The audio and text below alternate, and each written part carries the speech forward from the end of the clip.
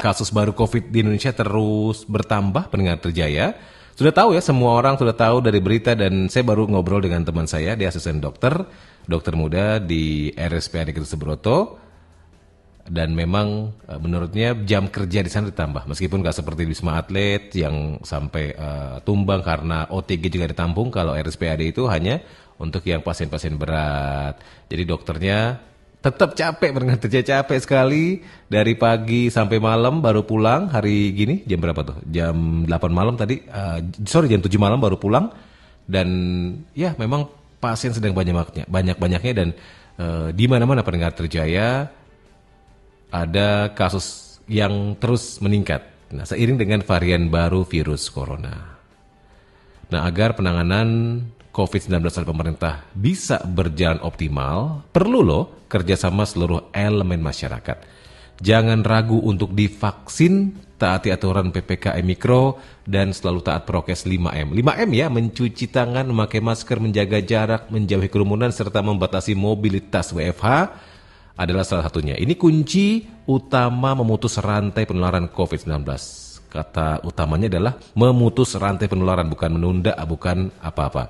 Status pandemi ini memang sampai hari ini belum berakhir, pendengar Terjaya.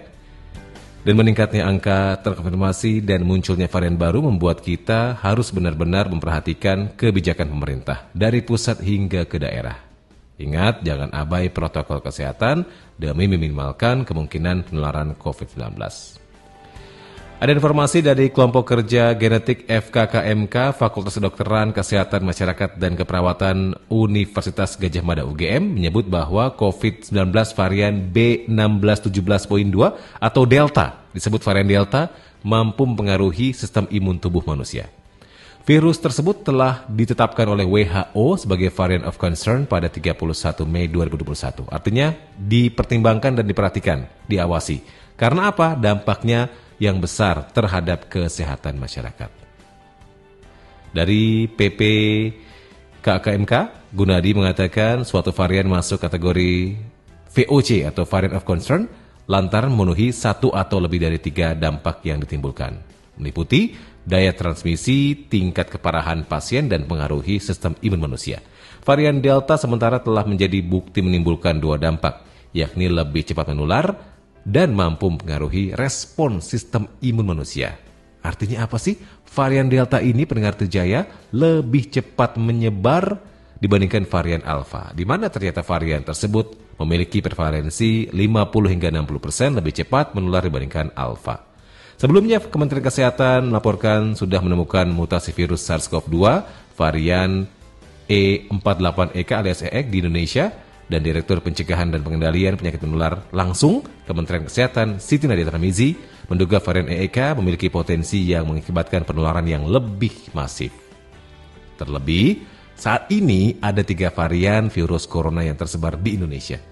Ini kayak produk ya, ada varian-variannya. Aduh, pusing benar Terjaya.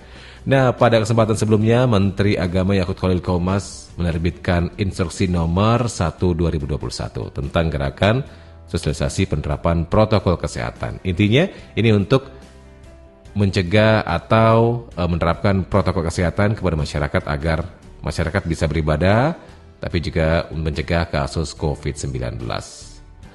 Dalam melaksanakan instruksi tersebut harus melakukan pelaporan secara berkala terkait kemajuan gerakan sosialisasi penerapan protokol kesehatan 5M kepada tim darurat kesehatan.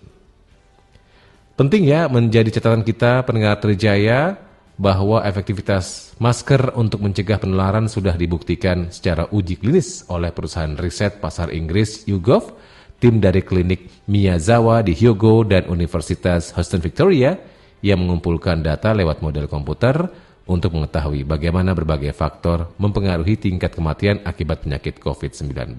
Misalnya, penggunaan masker wajah menjadi cara paling signifikan mengurangi risiko kematian. Jadi kita perlu belajar loh dari India tentang meledaknya kasus COVID, karena di sana di India pernah lalai masyarakatnya dalam menerapkan protokol kesehatan. Dan tentunya kita ini semua pingin pandemi segera berakhir. Makanya elemen masyarakat itu banyak, saya, Anda, pemerintah, semuanya kita punya peran vital untuk menekan angka terkonfirmasi COVID-19, yakni kepatuhan kita terhadap peraturan pemerintah, ikut vaksinasi, dan terus disiplin dalam mengikuti protokol kesehatan.